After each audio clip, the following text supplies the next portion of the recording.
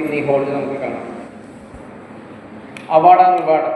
അത് കമ്പനിയുടെ 6ാമത്തെ റാങ്കിലേക്ക് വരുന്ന സമയത്ത് നമുക്ക് റൈഡർ ഫണ്ട്, DSM റാങ്കിൽ എത്തുമ്പോൾ റൈഡർ ഫണ്ട് എന്ന് പറഞ്ഞിട്ട് 50,000 കിട്ടുന്നുണ്ട്. കമ്പനിയുടെ 10ാമത്തെ റാങ്ക് വരുമ്പം 5 ലക്ഷം രൂപ നമുക്ക് കിട്ടുന്നുണ്ട്. അപ്പം നമ്മൾ വിചാരിക്കും ഈ പൈസ കിട്ടുന്നതാണോ അല്ലേ? ഉറപ്പായിട്ടും ഞാൻ ഇന്ന് ഈ 5 ലക്ഷം രൂപ നേടിയ ആളെ നമുക്കിവിടെ കാണാൻ പറ്റും. പിന്നെ ഉള്ളത് കമ്പനിയുടെ 11ാമത്തെ റാങ്കിൽ നമുക്ക് 20 യൂറോപ്യൻ രാജ്യങ്ങൾ പോയി കാണാൻ പറ്റും. ഇതൊക്കെ വലിയ വലിയ മോഹന വാഗ്ദാനങ്ങൾ, ഇതൊക്കെ നടക്കുമെന്നൊക്കെ ചോദിക്കും. പക്ഷെ ഇന്ന് നമുക്ക് ഈ വേദിയിൽ കാണാൻ പറ്റും. ഈ റാങ്കിൽ എത്തിയിട്ട് അത് ഏതാനും മാസങ്ങൾക്കുള്ളിൽ അതിൻ്റെ എലിജിബിലിറ്റി ഇല്ലെങ്കിൽ അതിൻ്റെ യോഗ്യത നേടുന്ന വ്യക്തിത്വയും നമുക്ക് ഈ വേദിയിൽ നമുക്ക് കാണാൻ പറ്റും. അതുപോലെ കമ്പനിയുടെ 12ാമത്തെ റാങ്കിലെത്തുമ്പോൾ നമുക്ക് 50 ലക്ഷം രൂപ പ്രീമിയർ കാർ ഫണ്ട് എന്ന് പറഞ്ഞിട്ട് കിട്ടുന്നുണ്ട്. ഈ പൈസ കിട്ടുമെന്ന് വെച്ചാൽ കിട്ടും. കാരണം ഇവിടുത്തെ പരസ്യക്കാരെ കൊണ്ടുപോകുന്ന പൈസ മാത്രമേ നമുക്ക് കമ്പനി ഇവിടെ തരുന്നുള്ളൂ.